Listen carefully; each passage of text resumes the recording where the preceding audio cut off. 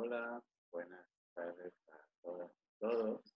Pues estamos aquí en esta nueva presentación del curso de Introductorio a la Espiritualidad Teresiano-Sanjuanista. Y bueno, este es un video de prueba, espero que salga bien. Como les había prometido, pues quiero hacer uso de nuevas tecnologías, estoy aprendiendo, no soy muy bueno en esto. Pues el objetivo es grabar el video en Zoom y de esta manera poder compartir la pantalla y presentarles pues, más imágenes y que no solamente tengan mi rostro ahí viendo todo, ¿no? Y bueno, pues entonces iniciamos. Este sería la séptima entrega de este curso de la introducción teresiano-sanjuanista. Bueno, aquí estamos de regreso. Primero les ponía la imagen de Teresa y de Juan de la Cruz, porque adivinen qué, hoy es un día especial, por decirlo así, en este curso introductorio a la espiritualidad teresiano-sanjuanista, porque vamos a finalizar con Teresa de Jesús. Ya sé, es triste, llegamos ya al final de esto que es apenas una pequeña probadita. Es el único objetivo que tenemos en este espacio, que está encuadrado dentro del EPEC, el Espacio Popular de Exploración Cristiana, que tiene lugar, es un diplomado, un espacio de aprendizaje, que tiene lugar los sábados en la parroquia de la Sagrada Familia, en la colonia Roma, en la Ciudad de México. Y estos son cursos enmarcados dentro de este esquema donde buscamos aprender, junto con otros y otros, temas de teología, filosofía, mística, espiritualidad, sexualidad, psicología, problemática social.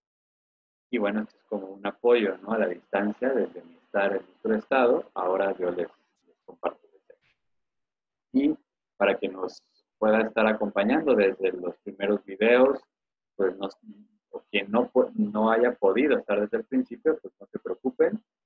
Vamos a tener, digamos, está todo en YouTube. Ustedes en el canal lo pueden descargar y por eso también les pediría que inscriban en el canal de YouTube para de esta manera que ustedes tengan también como más fácil todo el acceso a toda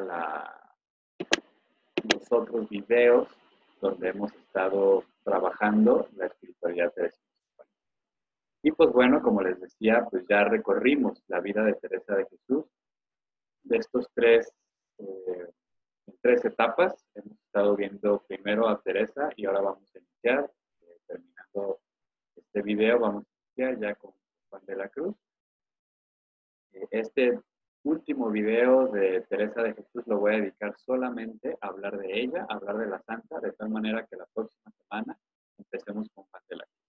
Para no, digamos, como entremezclar el mismo video y no nos confundamos, me gustaría como hacer una especie de recorrido o de recuerdo de todo lo que hemos visto de esto de la santa, de Teresa de Jesús. Entonces, denme un minuto o unos segundos, estoy abriendo aquí un documento para poderles mostrar más o menos que estamos aquí trabajando. Lo ponemos. Y bueno, entonces ustedes en pantalla, aquí pueden ustedes ver las diapositivas. Ya aquí vamos a darle una pasada para que puedan verlas poquito a poquito. Y como les decía, pues este curso lo iniciamos de esa manera, abordando tanto la parte espiritual como de la vida, como de la obra de Teresa de Jesús. Es un curso tanto de Teresa como de Juan, entonces digamos que primero empezamos con Teresa de Jesús y por lo tanto dimos inicio platicando un poquito de cuál era el contexto de la. Hablamos de que Teresa nace en 1515 en medio de un boom religioso en España, nace en Ávila, en Castilla, y era época de muchísima efervescencia religiosa. No hace mucho se había fundado la Compañía de Jesús por Ignacio de Loyola y los primeros compañeros, pero estaban también San Juan de Ávila, estaban una serie de personajes, de reformas, de cambios dentro de la estructura eclesial. estaba el contexto del Concilio de Trento, estaba pocos años después de la Reforma Luterana. Entonces, eso, sumado a estas nociones de los reyes católicos españoles, Fernando de Aragón e Isabel de Castilla, que ellos querían esta noción de que un reino, una religión, ¿no?, una lengua, entonces trataron de homogeneizar, fue como su mecanismo para construir una nación de las primeras, digamos, naciones europeas que logran, digamos, tener ese nivel de nacionalismo, que es un poco acronológico hablar todavía de Estado-Nación en la España del siglo XVI, pero sí es cierto que se crea el reino, se unifican reinos, expulsan al Islam de la península mediante guerras de reconquistas, y entonces se logra que toda la península sea cristiana, la cristiandad lo festeja y por lo tanto comienza una serie de conversiones y persecuciones religiosas con el fin de homogeneizar religiosamente el país. Y por eso también se explica todo este boom religioso de la época. Tenemos que es la época de grandes reformas promovidas por varios reformadores a lo largo de la península. Lo estoy viendo rápido porque vaya, esto ya lo vimos, es solamente un repaso. Hablamos un poquito de cuál es el contexto económico, el contexto familiar de Teresa. Tenemos que Teresa nace el 28 de marzo de 1515, con un pasado familiar un poco difícil, porque vaya, les decía que vienen originalmente de Toledo, pero vienen casi huyendo porque son una familia de origen judío y se le acusa al abuelo de Teresa de judaizar. Entonces muchos tienen que salir, se cambian el apellido y comienzan una nueva vida. Aún así, Teresa tiene una familia pues, de cierta estabilidad socioeconómica, tiene varios hermanos y pues en el libro de la vida nos cuenta cómo esta familia le fue ayudando para vivir su camino espiritual. También tenemos un poco del tema, como ya les decía, la cuestión de la negra honra castellana tan fuerte, y pues vemos que Teresa lo vive y lo tiene muy presente en todos sus escritos. Teresa nos cuenta en el libro de la vida mucho de su historia personal. Después de niña, Teresa lo que está haciendo es viviendo todo un proceso interior en donde va deshaciéndose de varios estorbos o de cosas que ella consideraba que le iban estorbando. Va a ser enemiguísima de ser monja, dice Teresa, hasta que decide entrar al monasterio de la Encarnación, monasterio carmelita, en donde entra el 2 de noviembre de 1535. Estamos ya casi en aniversario de la entrada de Teresa a la Encarnación. Entra más bien como por miedo al infierno que por amor a Dios. Esto también lo veíamos en otro de los videos. Y bueno, Teresa, monja en la Encarnación, duró ahí alrededor de 30 años, no de corrido porque tiene una interrupción, que es cuando funda el monasterio de San José, pero antes vivió ya varios años allí. Los primeros años del monasterio de la Encarnación, Teresa los recuerda como muy buenos, intensa vida de oración, sin embargo, con mucho voluntarismo. Posteriormente se le desata una crisis de origen fisiológico, es decir, muchas enfermedades, la tienen que sacar del convento, inclusive llegan a desahuciarla. Sin embargo, vemos que sale de esta crisis y es cuando comienza a tener una vida espiritual todavía más fuerte.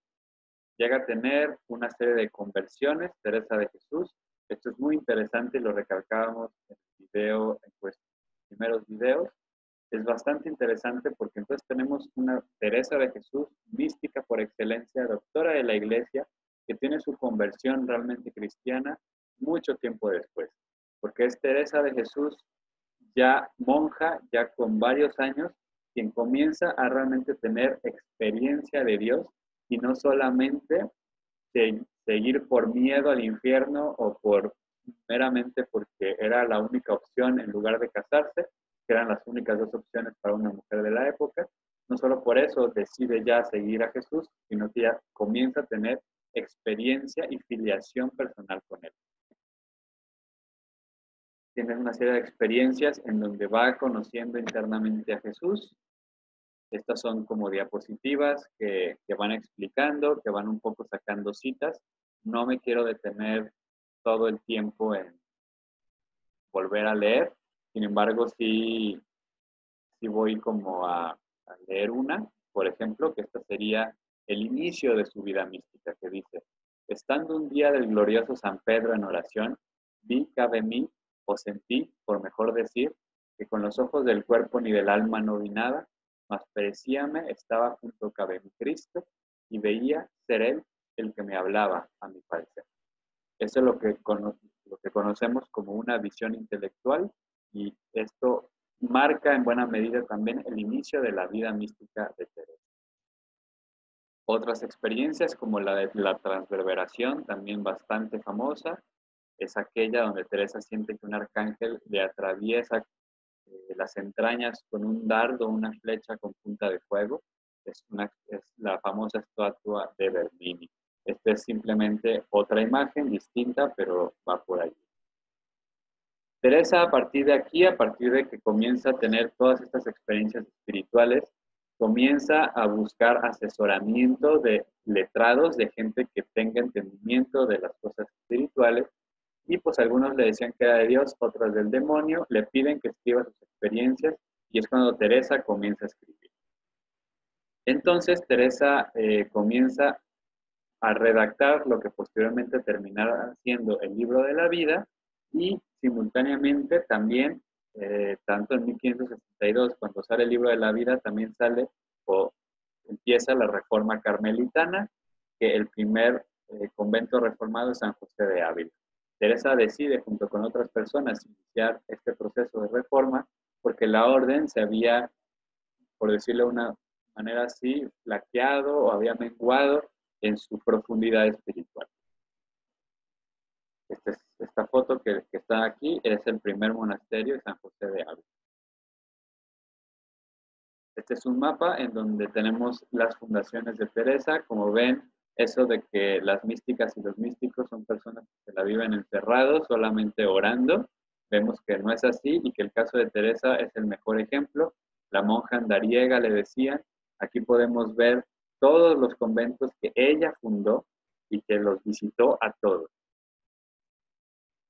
Teresa muere en 1582 en Alba de Tormes, ayudando a dar a luz a la duquesa. Funda 17 conventos por toda la península ibérica. Escribe 4 libros mayores, de los cuales hablaremos en un momento. Se calcula que alrededor de 15.000 cartas, y reforma el Carmelo.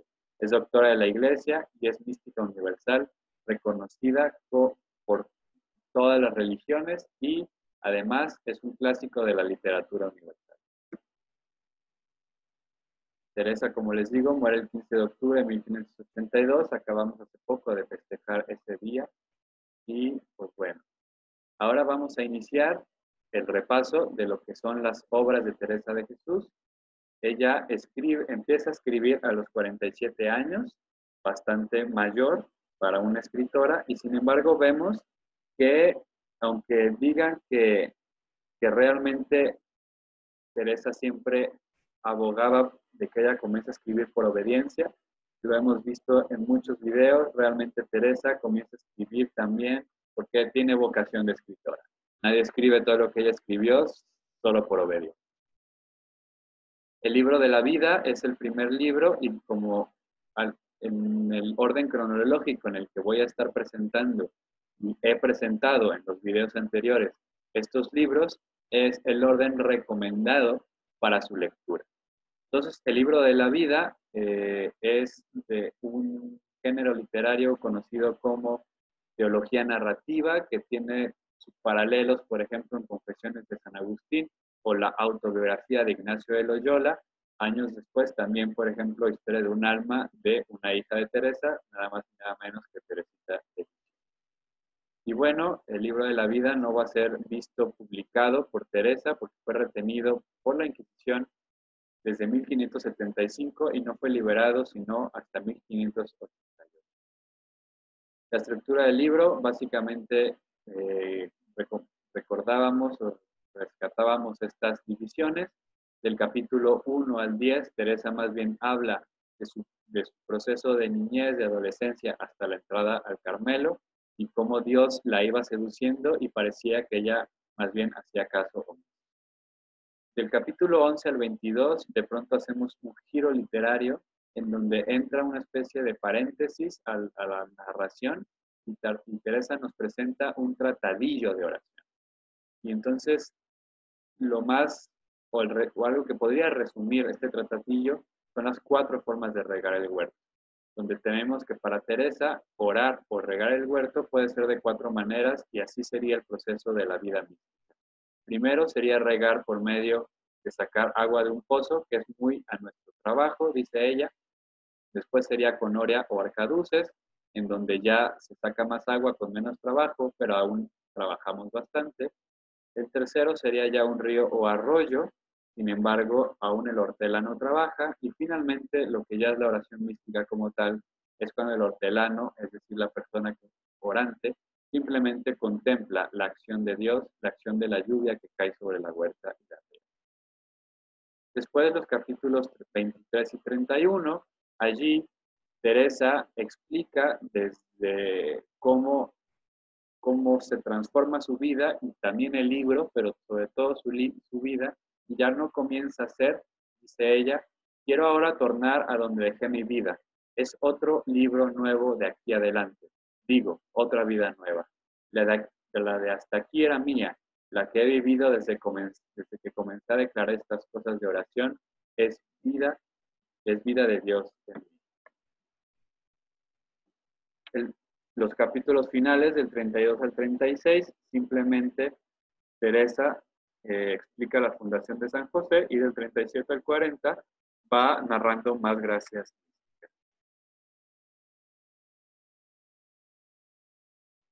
Ese fue el libro de la vida. Tenemos posteriormente el libro de Camino de Perfección, que Teresa es el primer libro que ya tiene una finalidad formativa en sí misma, ya que se las pidieron sus monjas de San José. Entonces, Teresa escribió este libro en 1566 a petición de sus monjas, y es un libro fabuloso en donde podemos encontrar muchísimas cosas muy interesantes de Teresa, como puede ser el Manifiesto Feminista Teresiano, aquí llamado, y lo pueden ver aquí en pantalla. Es un texto que fue censurado en la publicación original y que sin embargo se ha logrado recuperar, y podemos aquí percibir ya cómo Teresa puede ser catalogada, puede ser inspiración y puede ser de cierta manera preámbulo de lo que hoy en día pues son bastantes luchas espirituales, políticas, sociales, económicas, de antipatriarcales. Finalmente tenemos la tercera obra mayor, o que es Moradas o Castillo Interior, que de cierta manera es la cumbre de la experiencia teresiana, en donde Teresa nos habla que el alma es como un castillo muy claro de diamante o cristal, y allí Teresa nos habla de que tenemos, y esto es meramente una metáfora, 7 moradas internas, así como en las casas del cielo, en las casas de Dios, hay muchas moradas también. Las primeras moradas es una cuestión más del propedéutico, por llamarlo de esa manera. Vamos creciendo en la sensibilidad espiritual, inicia el trato con Dios, entra al castillo interior y la puerta es el autoconocimiento y por lo tanto también la vida de oración. Las segundas moradas es una lucha contra el pecado. Nos damos cuenta, no porque ahí inicia el pecado, sino que ya nos dimos cuenta de nuestra vida desordenada y por lo tanto queremos afianzarnos en la opción radical que es seguir a Dios. Y aquí pues inicia también una vida meditativa de la palabra de Dios. Las terceras moradas ya hay una cierta vida espiritual y de oración, nace y crece y se enciende un fuerte celo apostólico, y sin embargo también inicia un proceso de prueba, es decir, de aridez espiritual, en donde Dios nos está diciendo, bueno, ya más o menos me conoces, ahora pues camina en la fe, camina desde la ceguedad, sin la luz, lo que posteriormente quizás es el inicio de la noche oscura en términos ya sanjuanistas, y aquí estamos en los inicios. Las cuartas moradas ya inicia un proceso de unión, hay experiencias místicas intermitentes, hay lucidez infusa y también amor místico pasivo, es decir, quietud de la voluntad. Finalmente, en las quintas moradas, dice Teresa, muere el gusano de seda, siguiendo la metáfora para transformarse en mariposa, y por lo tanto lo que quiere decir es que ya inicia una unión de voluntades, que se materializa en el amor al prójimo. Las sextas moradas son un periodo extático donde inicia el desposorio espiritual. El atrio del matrimonio espiritual, donde es las séptimas moradas, la comunicación intratrinitaria y donde curiosamente la Teresa nos dice, para esto es la oración, hijas mías, de esto sirve este matrimonio espiritual, de que nazcan siempre obras. No es tampoco, por lo tanto, una mística que llega al punto cumbre en una especie de contemplación infusa de verdades inalterables y absolutas, sino meramente la comunión absoluta con Dios, en donde se transforma ese amor en amor hacia los demás. Finalmente, la última de las obras mayores es Fundaciones y, como les he recomendado en los otros videos, leer esta al final de leer las otras tres, porque solamente así vamos a podernos dar cuenta de la profundidad que tiene el libro de Fundaciones. Me regreso, si estamos viendo que en el séptimas moradas, es decir, la cumbre de la vida espiritual, es para que nazcan obras, Teresa nos dice en el libro de las Fundaciones cuáles son estas obras que Dios le impulsó a hacer. Y es porque en este libro Teresa, más que nada, nos narra todas las historias de los distintos Carmelos, las reformas del Carmelo teresiano. Y por lo tanto, este libro se ha de ver con esas gafas, en clave de que ya estamos en una Teresa que es la cumbre de su vida mística. Se escribe en el 73 y 82, ese libro que tarda Teresa más tiempo en escribir. Tenemos también los escritos menores que van desde las poesías, el vejamen, las constituciones, que vale mucho la pena también meternos, porque como les decía en el video correspondiente, tenemos entonces a una Teresa que en estos escritos es más espontánea, porque ya no está como tal bajo las censuras de sus censores, vaya, y entonces puede ser ella mucho más espontánea. Modo de proceder. Y bueno, aquí voy a compartirles entonces el segundo PowerPoint, también a modo de resumen. Y fíjense entonces que después de estar trabajando en la obra y vida de Teresa, nos adentramos en su experiencia y doctrina. En la experiencia y doctrina, lo que vimos de Teresa fue que, repitiendo, la obra teresiana es una obra de teología narrativa o teología de rodillas, también se puede ver ahí. Teresa siempre consciente del tiempo de su época y por lo tanto, aunque nos narra de muchas maneras sus experiencias llamadas extraordinarias, ella misma nos, ¿cómo se podría decir? Nos advierte el peligro que es quedarnos en estas descripciones y quedarnos deseando tener esas experiencias. Al igual que en el video sobre las moradas les dije y les recomendé que no se trataran de identificar con unas moradas y decir, yo ya estoy en la séptima, ya me iluminé. O no, híjole, apenas estoy en la primera y estoy bien lenta. No, para nada. Eso es muy perjudicial para la vida espiritual. De igual manera, les recomendaríamos que también, y esto es una recomendación de todos los místicos y místicas, tengamos libertad interior, libertad espiritual, porque también estas experiencias se pueden convertir en nuestra riqueza. Y toda riqueza, no solo la material, sino también la intelectual y en buena medida la espiritual, cuando se convierte en riqueza, se vuelve cadena y nos impide volar espiritual. Teresa, y aquí nos centrábamos en algo muy importante en Teresa, que es la oración clave teresiana. La oración en clave teresiana lo recuperamos desde la siguiente definición, dice Teresa. No es otra cosa oración mental, a mi parecer, sino tratar de amistad, estando muchas veces tratando a solas con quien sabemos nos ama. Si vamos parte por parte de esta definición, tenemos que, por lo tanto, la oración es un trato, es una relación con un Dios que, para empezar, nos dice Teresa, es tratable. Y Teresa nos dice que la oración es un trato, por lo tanto, aquel a quien oramos es tratable.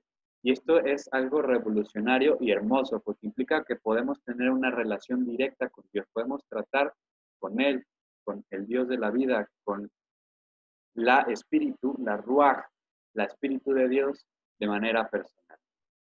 Esto implica, por lo tanto, relación, diálogo, comunicación, conocimiento mutuo. Y cuando dice que es un trato de amistad, nos está diciendo que Dios es amigo, que es amiga.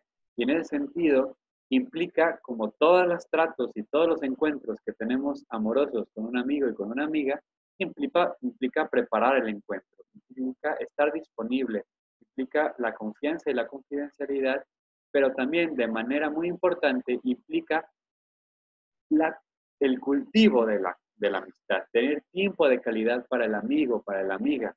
Por eso dice Teresa, estando muchas veces, porque no podemos cultivar una amistad si no estamos muchas veces, y esto es muy, muy importante.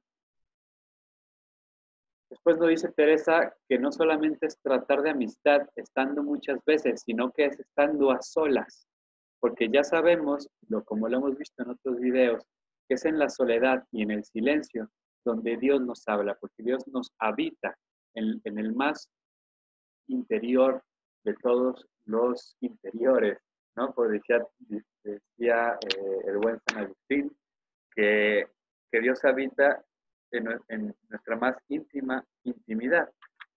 Y aquí, en esta diapositiva, me voy a dar chance de buscar ese poema que ahí les señalo y se los voy a leer para saborearlo de esta manera. Fíjense lo que dice este poema teresiano, que se titula Alma, buscarte hace en mí. Alma, buscarte hace en mí, y en mí, buscarme hace en ti. De tal suerte pudo amor, alma, en mí te retratar, que ningún sabio pintor supiera con tal primor tal imagen estampar. Fuiste por amor criada, hermosa, bella y así en mis entrañas pintada. Si te perdieres, mi amada, alma, buscarte hacia mí, que yo sé que te hallarás en mi pecho retratada y tan al vivo sacada, que si te ves te holgarás, viéndote tan bien pintada. Y si acaso no supieres dónde me hallarás a mí, no andes de aquí para allí, sino, si hallarme quisieres, a mí buscarme hacia ti. Porque tú eres mi aposento, eres mi casa y morada, y así llamo en cualquier tiempo, si hallo en tu pensamiento estar la puerta cerrada. Fuera de ti no hay buscarme, porque para hallarme a mí, bastará solo llamarme, que a ti iré sin tardarme, y a mí buscarme hacen. Es hermoso este poema de Teresa de Jesús, porque entonces lo que nos está diciendo es que Dios habita en el más interior de nosotros. Y que cuando captamos esto, podemos llegar a este cuarto punto, de que sabemos que nos ama. Oración es tratar de amistad, estando muchas veces y a solas con quien sabemos nos ama. Esto es bellísimo porque entonces es partir de que tenemos un Dios que es amigo, amiga, pero que no solamente eso, sino que partimos del amor, que ya sabemos que Dios. Decíamos entonces que la oración teresiana es siempre dinámica, es siempre en transformación, siempre está aterrizada y encarnada en la persona. Teresa, como todos los místicos y místicas, no dan recetas, pero sí que dan ejemplos y consejos. Dice, por ejemplo, Teresa, el verdadero amante en todas partes ama y siempre se acuerda del amado. Recia cosa sería que solo en los rincones se pudiese traer oración. Es decir, Teresa nos está diciendo que la vida de oración no es solamente cuando nos sentamos a recitar jaculatorias, a recitar mantras, a rezar el rosario, a leer la Biblia, a leer los Vedas, lo que cada tradición y ustedes quieran entender su vida espiritual. Teresa nos está proponiendo entender una vida espiritual que en términos, por ejemplo, de la espiritualidad ignaciana, la entenderíamos como el ser contemplativos en la acción, que en términos otra vez teresianos lo que significa es Marta y María han de andar juntas. Aquella famosa parte del Evangelio donde María se pone a admirar a Jesús y Marta se pone a barrer y Marta le dice, no, es que dile, Señor, que me ayude, como que me deja a mí toda la chamba. Y Jesús le dice, ella ha elegido la mejor parte, y entonces que tradicionalmente esto se ha interpretado como que es mejor la vida contemplativa que la vida de la acción. Aquí podemos ver claramente que para Teresa, Marta y María tienen que andar juntas, y no es una ni otra, sino las dos. Finalmente, y fue de lo último que abordamos, es que Teresa, para muchos y muchas intelectuales o estudiosos de la mística, Teresa va a ser la primera mística cristiana. Esto quizás suena mucho y es de aquellos carmelitas que están profundamente enamorados y enamoradas de Teresa de Jesús, entre los cuales también me identifico yo.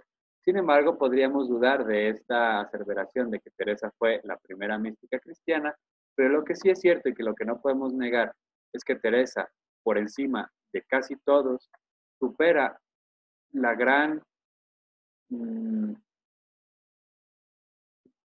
iba a decir paradoja, pero creo que es más bien la gran limitante de la herencia neoplatónica que tiene el cristianismo, que divide el cuerpo y el alma y que cree que solamente desde el cuerpo vamos a desespiritualizarnos y vamos entonces hay que eliminar el cuerpo y todas las formas y toda la materia para llegar al espíritu. Teresa dirá que no. Nunca quiso ella negar la humanidad de Cristo, nunca quiso ella, inclusive cuando a Teresa le dicen que hay que negar la humanidad de Cristo, no negar que Cristo era humano, sino que abandonar la contemplación de la humanidad de Cristo y más bien quererse fundir en una divinidad así infusa, etérea, airosa. Teresa dijo que este fue el peor error de su vida, haberles hecho caso, y que realmente el cristocentrismo de Teresa es muy fuerte y que va a estar presente inclusive en las séptimas moradas. Es bien hermoso porque el matrimonio espiritual, según Teresa de Jesús, o como ella lo vivió, no tuvo que ver con que Jesús le diera un anillo, como a muchas místicas de la época, sino que Jesús le dio clavos, es decir, como este símbolo de la pasión que significa la total humanidad de Jesús.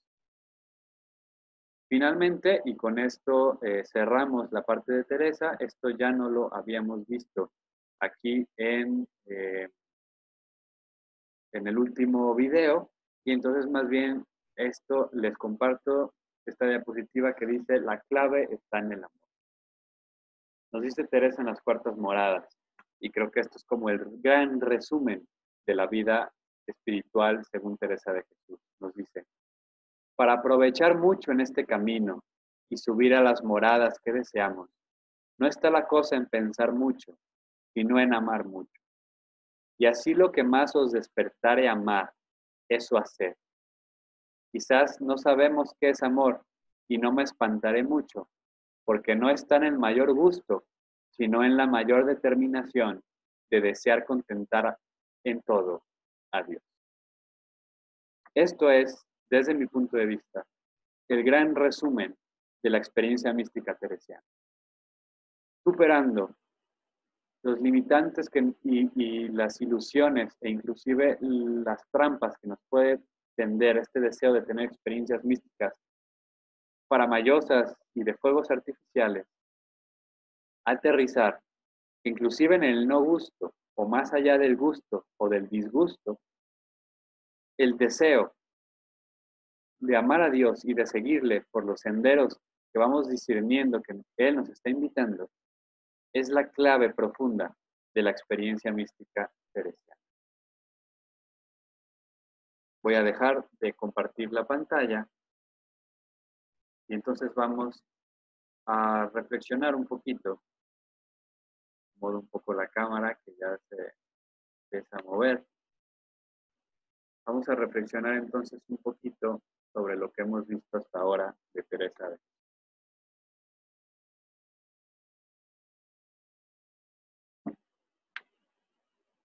Les digo entonces que hemos hecho ya un recorrido a manera de resumen de lo que fue Teresa de Jesús, y que el objetivo entonces de estos videos, de este curso introductorio a la espiritualidad teresiano-sanjuanista, pero que ahorita estamos específicamente en la parte de Teresa, la intención de estos videos no era otro más que el de invitarles a ustedes a que se enamorasen profundamente de Teresa de Jesús y sobre todo de Jesús, porque es Teresa de Jesús y el Jesús de Teresa también, de quien nos está invitando Teresa que tengamos experiencia. Quiero recalcar entonces que la invitación es que ustedes se animen a leer a Teresa de Jesús, se animen a adentrarse a la obra de la Santa. Aquí tenemos las obras completas de Teresa de Jesús. Es un libro choncho, y este es solamente las obras mayores y las obras menores. Aquí no tenemos el epistolario. Eso es un libro casi igual de gordo, 2 libros. Sin embargo, es una lectura que no hay que tomarla como una especie de tarea o como se lee un libro, ¿no?